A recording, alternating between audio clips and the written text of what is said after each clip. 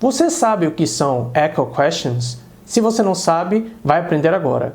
Bem-vindos ao canal do Inglês no Teclado. Eu sou o professor Pondé e nessa aula eu vou te explicar como utilizar esse tipo de pergunta em inglês. Sabe quando, por exemplo, a gente perde o que foi dito por alguém, ou a gente fica tão surpreso que a gente gostaria de instigar essa pessoa a repetir o que foi dito? Pois é, a gente pode adotar as Echo Questions justamente para resgatar o que foi dito por alguém. Em português, a gente também se vale desse artifício. É quando alguém te diz algo que para você foi uma surpresa. Alguém fala em português: fulana de tal está dormindo. Você pergunta: ela está o quê? Esse é um exemplo de Echo Question da nossa língua. Veja os seguintes exemplos em inglês. Samantha was fired. Samantha was fired. Então alguém te diz: a Samantha ela foi demitida. Em inglês é Samantha was fired. E aí, nesse caso, você pode demonstrar surpresa por conta do que foi dito. Você não esperava que ela fosse demitida um dia. Quem é que gostaria de receber uma má notícia, não é verdade?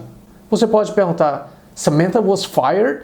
Então, a pessoa disse Samantha was fired e você corresponde com Samantha was fired. Então veja que você pegou essa pergunta da pessoa, adotou uma entonação especial ascendente, porque se trata de uma surpresa, e colocou o tom da interrogação. A pessoa disse Samantha was fired. E aí você pegou essa mesma frase, modificou o tom dela e perguntou Samantha was fired? É fundamental que no caso das Echo Questions a gente fique atento à entonação. Portanto, se alguém lhe diz Samantha was fired, com o sentido de a Samantha foi demitida, você pode corresponder com Samantha was fired. Veja que temos aqui um tom ascendente. Eu não disse Samantha was fired. Eu disse Samantha was fired. Temos, portanto, um tom ascendente. Além desse padrão que eu adotei aqui nesse primeiro exemplo, em que eu simplesmente peguei uma frase que estava na afirmativa e adotei o tom da interrogativa, a gente também pode utilizar WH questions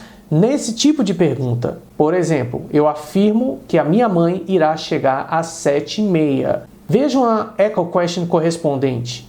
My mom is arriving at 7:30. Então eu disse, a minha mãe vai chegar às 7h30. My mom is arriving at 7:30. A pessoa que ouviu essa minha frase pode questionar com When is your mother arriving?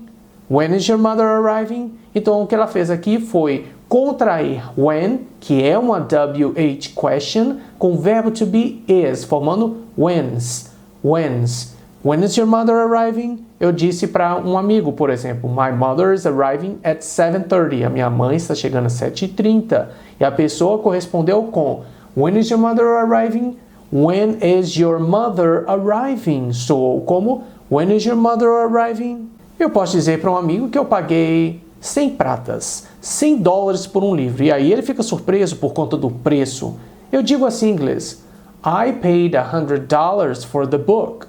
I paid $100 for the book. E ele pode corresponder com How much did you pay? Mais uma vez, esse amigo pode dizer How much did you pay? How much did you pay? Esse meu amigo adotou um conjunto que é formado pela palavra how com much para exprimir o sentido de quanto, quando a gente está tratando de quantias, de valores. Então eu construí aqui uma estrutura com a question word how e a palavrinha much, formando how much, para exprimir o sentido de quanto. E aí eu disse I paid $100 for the book. E aí meu amigo surpreso me questionou: quanto? Quanto você pagou pelo livro? How much did you pay for the book? Informalmente é possível que alguém, em vez de dizer How much did you pay for the book?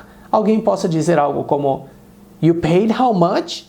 You paid how much? Quando a pessoa está estranhando o preço que eu paguei pelo livro. Por quê? Ela ficou surpresa com o valor. Eu disse que paguei 100 pratas, $100 pelo livro.